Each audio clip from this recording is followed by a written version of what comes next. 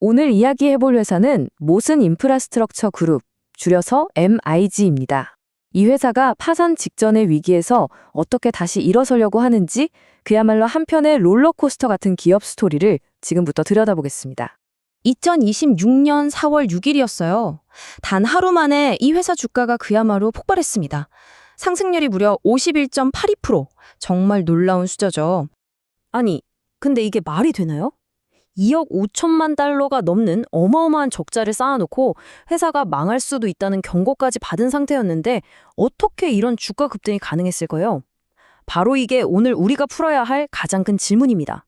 이 갑작스러운 주가 폭등을 제대로 이해하려면요, 시간을 조금 뒤로 돌려서 그 전에 어떤 치열한 일들이 있었는지부터 살펴봐야 합니다.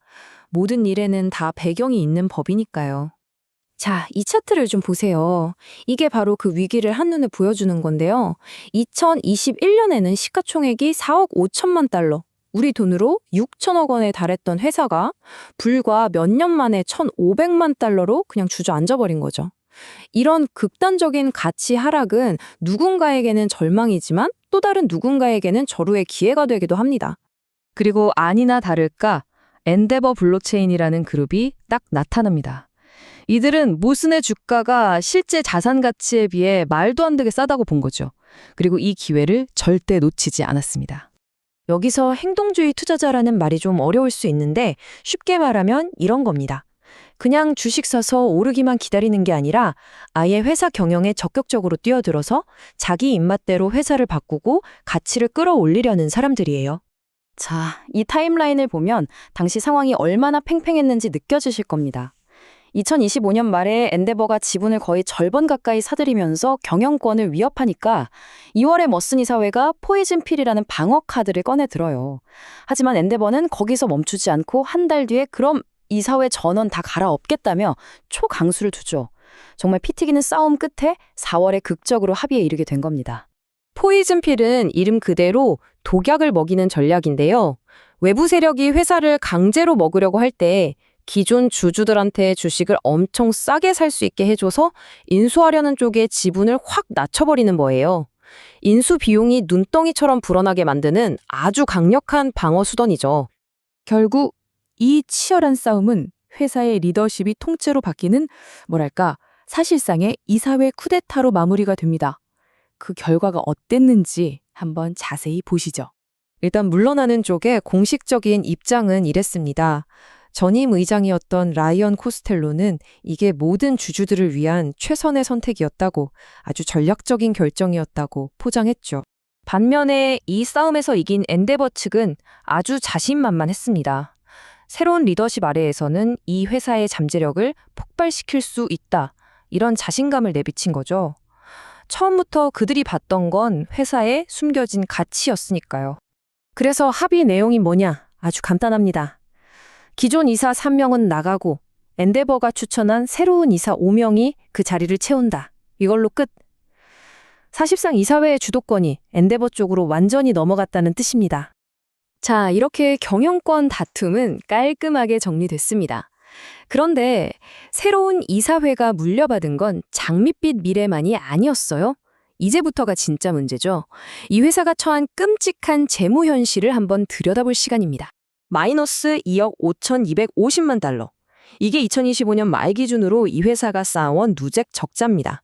우리 돈으로 환산하면요, 3,500억 원이 넘는 돈이에요. 사실상 회사 곳간이 그냥 텅 비었다는 거죠.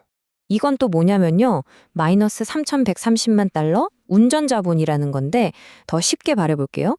당장 갚아야 할 단기 빚이 수중에 있는 현금보다 430억 원이나 더 많다는 소리입니다. 이건 하루하루 버티기도 힘든 거의 지급불능 상태에 가깝다는 신호죠. 상황이 얼마나 심각한지 이 표를 좀 보세요. 주요 대출들 만기가 이미 다 지났어요. 1년, 2년 전에 갚았어야 할 돈인데 못 갚고 있는 거죠. 그러니까 연체 이자율이 어떻게 돼요? 17%, 20%. 이건 거의 사채 수준의 이자를 물고 있는 겁니다. 아니, 그럼 여기서 다시 근본적인 질문으로 돌아가게 되잖아요. 대체 왜 이렇게 다 망가져가는 빚더미에 앉은 회사를 사지하려고 그렇게까지 피 터지게 싸운 걸까요? 도대체 뭘 본 걸까요? 그 정답은 바로 전력이었습니다. 요즘 AI 시대의 새로운 석유, 새로운 황금이라고 불리는 바로 그거요. 네, 맞습니다. 엔데버가 노린 건 너덜너덜해진 비트코인 채굴 사업이 아니었어요. 그 사업을 돌리기 위해 모슨이 가지고 있던 핵심 자산, 즉 대규모 전력 공급 능력이었습니다. 129메가와트. 이 숫자가 바로 모슨의 진짜 가치입니다. 이게 어느 정도냐면요. 수만 가구가 동시에 쓸 수 있는 어마어마한 양의 전기거든요. 앞으로 AI 데이터 센터를 돌리려면 이런 안정적인 대규모 전력이 무조건 필요한데 이게 정말 구하기 힘든 희귀 자원이 된 겁니다. 엔데버는 바로 이걸 본 거죠. 자, 이제 그림이 딱 그려지시죠? 새로운 이사회가 뭘 하려는지 말입니다. 기존의 암호화폐 사업은 버리고 이 전력이라는 강력한 무기를 가지고 AI라는 새로운 판에 모든 걸 거는 거대한 도박을 시작한 겁니다. 보세요. 왼쪽이 과거 모델, 비트코인 채굴입니다. 이건 뭐 가격 변동성도 너무 크고 점점 돈도 안 되는 사업이었죠. 그런데 오른쪽의 새로운 모델은 뭐예요?